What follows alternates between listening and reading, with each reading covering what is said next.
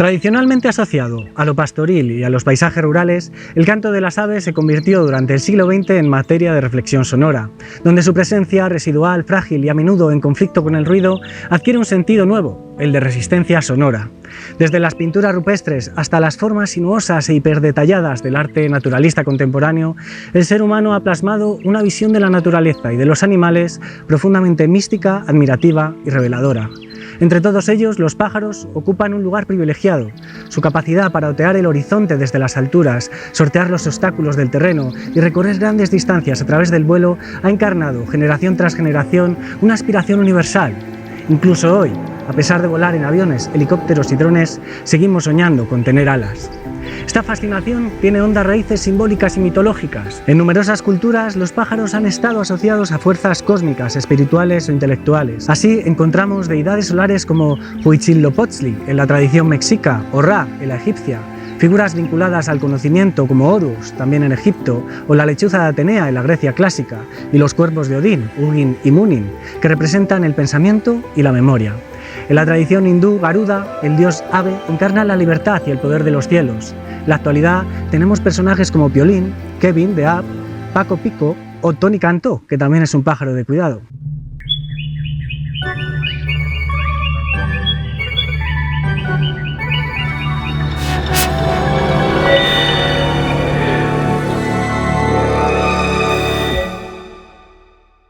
Además de surcar los cielos y con ello vincularse simbólicamente al conocimiento, la trascendencia y al propio sol, el canto de las aves ha sido objeto de estudio, admiración e imitación en prácticamente todas las culturas humanas. Para autores como Matthew Head o Susan Clark, el canto de los pájaros no solo inspiró al ser humano, sino que fue una condición previa para el surgimiento mismo del canto humano y por tanto de la música. No resulta extraño, por tanto, que en una obra como The Origins of Music de Wally Mercury Brown, el canto de las aves aparezca como tema recurrente en las teorías evolutivas y cognitivas sobre el nacimiento de la música, situando a los pájaros como una especie de prefiguración sonora de lo humano. En la música occidental, uno de los primeros ejemplos documentados de imitación del canto de los pájaros lo encontramos en Summer is Ikumen, una ronda inglesa del siglo XIII en la que aparece mencionado el cuco, símbolo de la llegada de la primavera. Ya en el siglo XVII, el erudito jesuita Athanasius Kircher transcribía a partitura varios cantos de aves en su tratado Musurgia Universalis, sentando las bases para un enfoque más sistemático del paisaje sonoro natural. Durante el Renacimiento y el Barroco, la fascinación por la naturaleza llevó a numerosos compositores a imitar aves en sus obras. La sonata representativa de Heinrich Ignaz Franz Weber es un claro ejemplo, con imitaciones explícitas de distintos animales, entre ellos varios pájaros.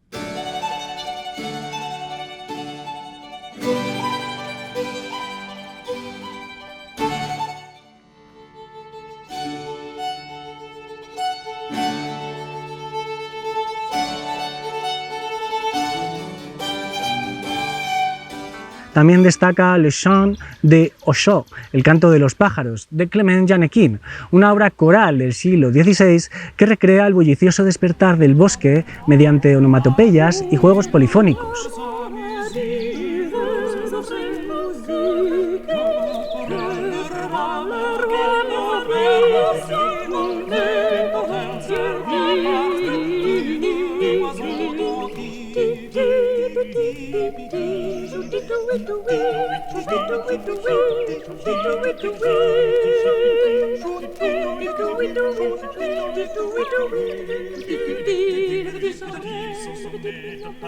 La práctica de imitar musicalmente a los pájaros se ha mantenido viva a lo largo de los siglos, dejando ejemplos memorables en el repertorio occidental. Desde los célebres cucos de la Sexta Sinfonía de Beethoven o en la Primera de Mahler, hasta la onomatopeya rítmica de la urraca en la Gazza Ladra de Rossini o el canto del jilguero, recreado por Vivaldi en su concierto Il Gardelino. Los compositores han buscado capturar la esencia de las aves mediante el lenguaje instrumental. En el siglo XX, ningún autor llevó esta fascinación tan lejos como Olivier Messiaen, quien dedicó buena parte de su obra a la transcripción y reinterpretación del canto de los pájaros. Estos aparecen no solo en las piezas fundamentales como Réveil d'Oiseaux, Oiseaux exotiques o el Cuarteto para el fin de los tiempos, sino también en su catálogo de pájaros, una obra para piano que funciona como un auténtico diccionario sonoro.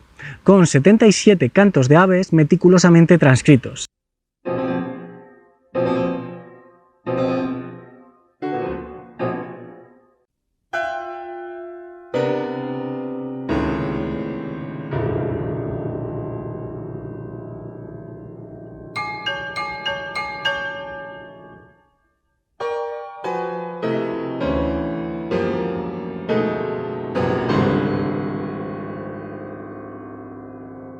Sin embargo, este marco simbólico y estético, profundamente arraigado en la música occidental, comenzaría a transformarse con la irrupción de las tecnologías de grabación y la aparición de nuevas estéticas sonoras a lo largo del siglo XX. A partir de entonces, el canto de los pájaros ya no será abordado únicamente como ideal pastoril o como objeto de imitación artística y académica, como en Messiaen, sino que comenzará a escucharse como materia sonora en sí misma, como un vestigio atávico y salvaje que sobrevive en los márgenes de la ciudad. La primera grabación conocida del canto de un pájaro fue realizada en 1889 por Ludwig Paul Koch, un niño de apenas 8 años que tiempo más tarde se convertiría en pionero del documentalismo sonoro. Koch, entonces alumno de música en el entorno de Clara Fix Schumann, tuvo acceso a un fonógrafo de cilindro de cera y lo utilizó para registrar los sonidos de varios animales. Entre ellos, grabó el canto de un sama culiblanco, un ave de Asia conocida por su riqueza melódica. Esta grabación, conservada hoy en los archivos sonoros de la BBC, es considerada la primera documentación sonora de un pájaro en la historia.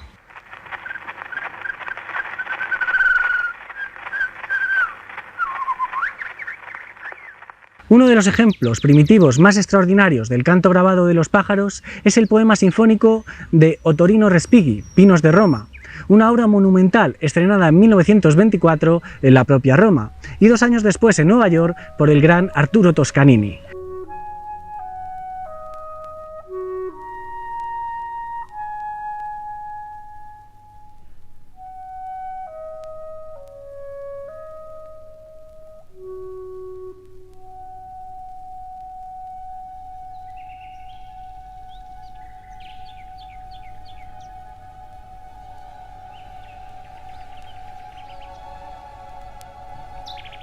Además de contar con una gran orquesta sinfónica, la obra requiere 6 bocinas y un fonógrafo que reproduce el canto de un ruiseñor. Todo ello para representar el paisaje sonoro de algunos de los jardines de Roma. Respighi años después escribiría una obra para pequeña orquesta dedicada a los pájaros, Gli Uccelli.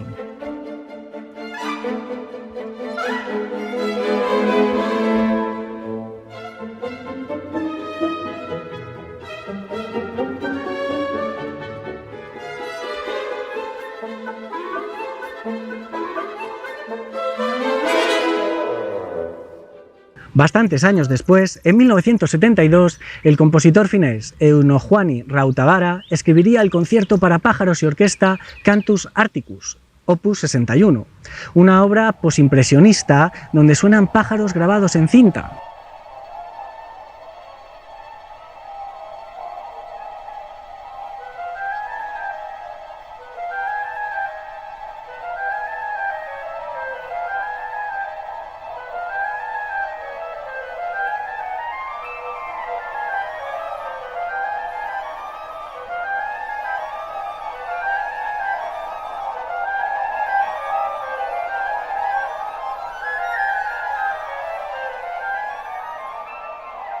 Del estilo, y en esa época, destaca también Sopiana, para piano, flauta y grabación en cinta, de François Bernard Maché, con un juego muy bien conseguido entre los sonidos de los pájaros y la transcripción y adaptación de estos sonidos al lenguaje del piano y la flauta.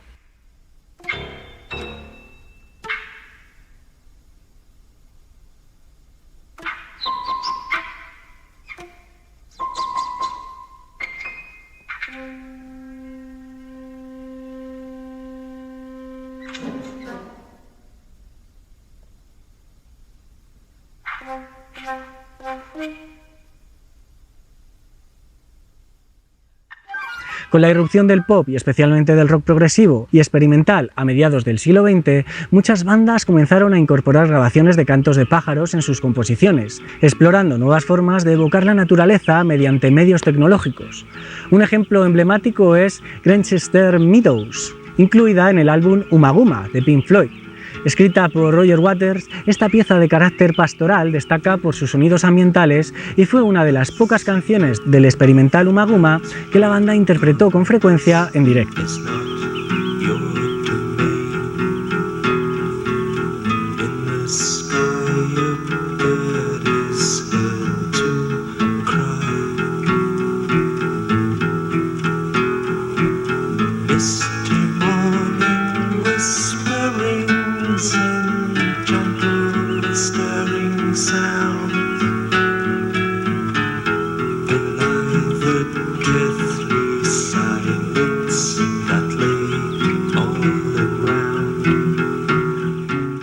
Curiosamente, David Gilmour, quien pasó su infancia en Grantchester, compuso años más tarde lo que muchos consideran su continuación, Fat Old Sun.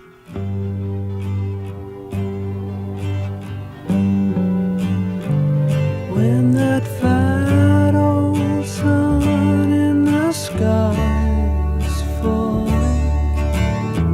summer evening birds are calling.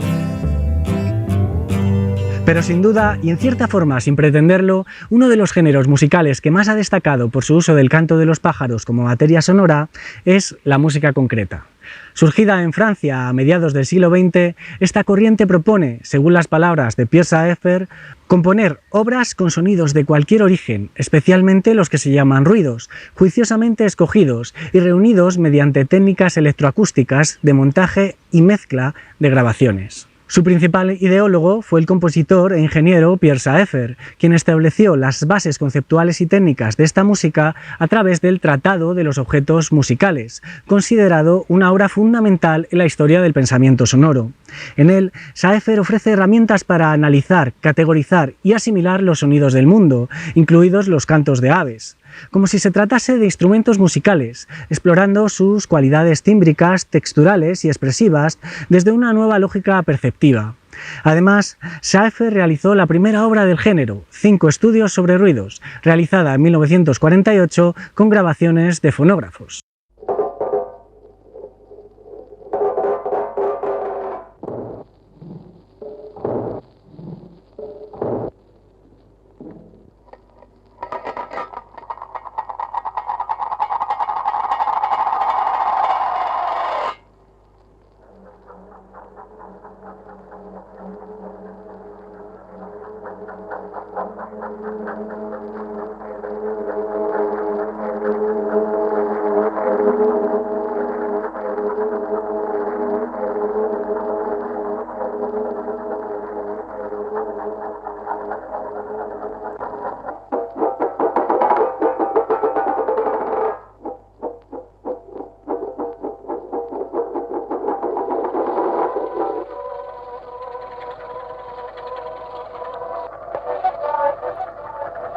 La música concreta nos remite a los años 40 del siglo XX, a Francia. Es una corriente musical con autores como Pierre Schaeffer y Pierre Henry que buscan componer a partir de grabaciones de campo, es decir, grabamos sonidos de la naturaleza y de lo urbano y utilizamos dichos sonidos como material compositivo.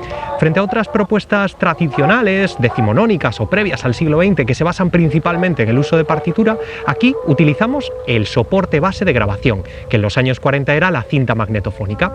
Esta cinta se dividía, se generaban loops, se intercambiaban piezas de posición para dar lugar a una propuesta musical totalmente innovadora a partir de dichos sonidos grabados. Schaeffer creó en 1951, junto al compositor serialista Pierre Henry, el grupo de investigación de música concreta, que atrajo a músicos como Olivier Messiaen, Pierre Boulez, Karl-Heinz Stockhausen, Edgar Varese, Yanis Xenakis o Arthur Honegger. Dentro de esa escuela, que no del propio movimiento, podemos introducir lo que se conoce como paisajes sonoros. Los paisajes sonoros no son en la mayoría de casos meras grabaciones del ambiente, sino auténticas composiciones construidas con objetos sonoros. ¿Pero qué son los objetos sonoros? El concepto de objeto sonoro es propuesto por Pierre Schaeffer como parte de sus estudios en torno a la música concreta y más específicamente sobre el sonido. Y vendría a entenderse como la unidad perceptiva de sonido ajena a un contexto o una fuente sonora definida. ¿Qué quiere decir esto? Quiere decir que nos interesa el sonido por lo que es y no por qué lo provoca o qué significa. Pongamos un ejemplo. Suena un teléfono. Nosotros podríamos escuchar ese teléfono y entender que alguien nos está llamando, o incluso entender que ese sonido proviene de un teléfono. Lo que propone Schaeffer con este concepto del objeto sonoro es que olvidemos esto y nos centremos en ese tono de llamada, en cómo es ese sonido, cuánto dura, cómo varía, qué tipo de densidad sonora puede llegar a tener. Esto lo que nos permite es clasificar los sonidos desde una perspectiva tipomorfológica, es decir, por cómo son estos sonidos, y con ellos poder componer distintas obras de música concreta o al menos establecer categorías y clasificaciones tanto en torno a los sonidos como a la posible escucha que podamos realizar sobre ellos. Un ejemplo de música concreta es la obra Presque Rien número 1 de Luc Ferrari, una obra creada a partir de fragmentos grabados durante 24 horas en una playa de Yugoslavia. En esa composición puede escucharse perfectamente el sonido de las gaviotas del puerto.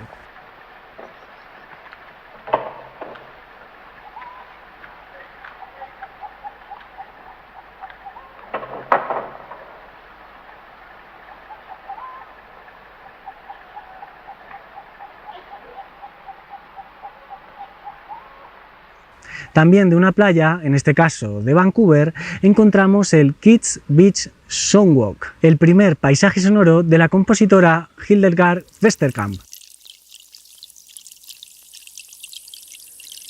In one dream, women living in an ancient mountain village were weaving the most beautiful silken fabric. It sounded like a million tiny voices, whispering, swishing, clicking, sizzling.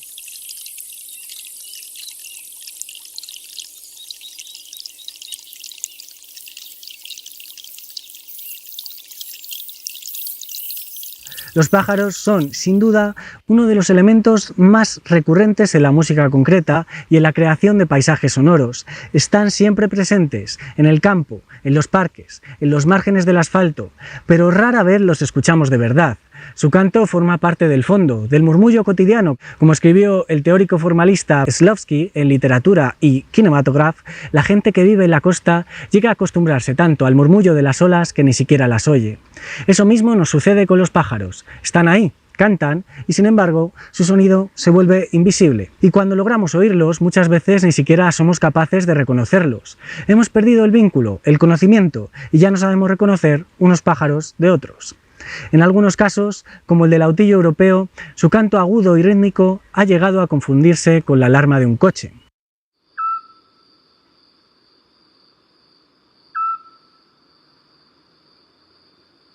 De hecho, no son pocos los vecinos de zonas urbanas que se han quejado por un molesto pitido nocturno, sin saber que lo que escuchan es una ave rapaz, diminuta y protegida. Cuando grabamos el mundo y lo escuchamos con atención, los pájaros reaparecen como objeto sonoro.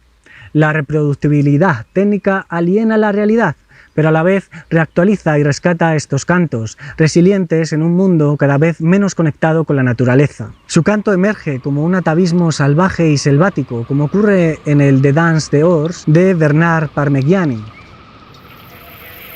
o en La selva de Francisco López, en el puerto y la playa de Ferrari, de Westerkamp y también de R. Murray Schaeffer, en su obra de Vancouver Soundscape de 1973, siendo Schaeffer, que no Saeffer, el inventor del término paisaje sonoro, soundscape.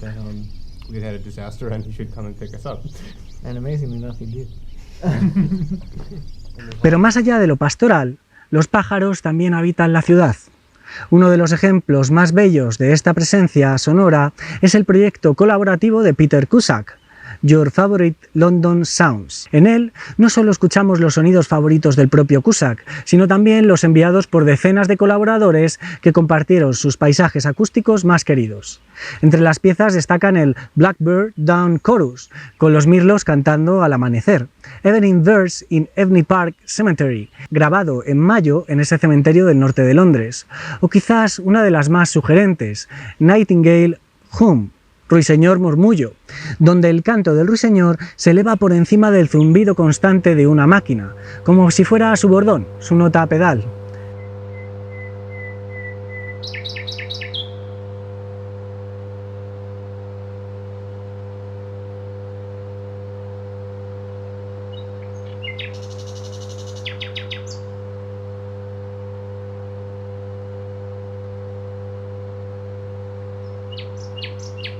En esa misma línea colaborativa se sitúa el proyecto Cities and Memories, una plataforma abierta donde cualquiera puede subir grabaciones de su entorno sonoro.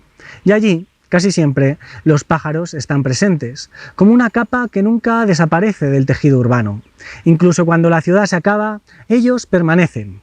Así lo muestra otro proyecto de Peter Cusack, Sounds from Dangerous Places, que recoge paisajes sonoros grabados en zonas de riesgo ecológico o político. En una de las piezas más sobrecogedoras, un cuco canta en Chernóbil, superpuesto al chasquido metálico de un contador Geiger.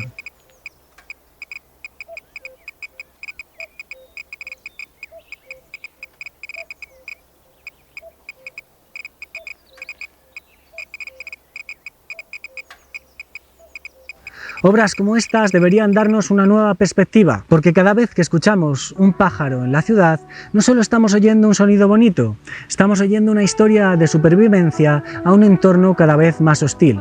En los años 60, Henri Lefebvre defendió el derecho a la ciudad como un acto de transformación colectiva, habitar, participar, transformar y apropiarse del espacio urbano. Criticó la ciudad como espacio de producción racional y tecnocrático, donde se excluye lo espontáneo y lo poético. Aunque Lefebvre no pensó el derecho a la ciudad desde lo no humano, sus ideas nos permiten ampliar esa noción hacia otras formas de vida que también habitan, resisten y transforman el espacio urbano. De ese modo, el canto de un pájaro se torna como una forma de resistencia, de participación, de transformación, de apropiación y, por supuesto, de poesía. Muestra de ello es que ninguna persona diría que el canto de los pájaros es en la ciudad un ruido. Escuchar a los pájaros es tal vez el primer paso para imaginar otro tipo de ciudad, porque los pájaros en la ciudad son esencialmente supervivientes y su canto es el testimonio de que la naturaleza persiste, que resiste y que muy probablemente nos sobrevivirá.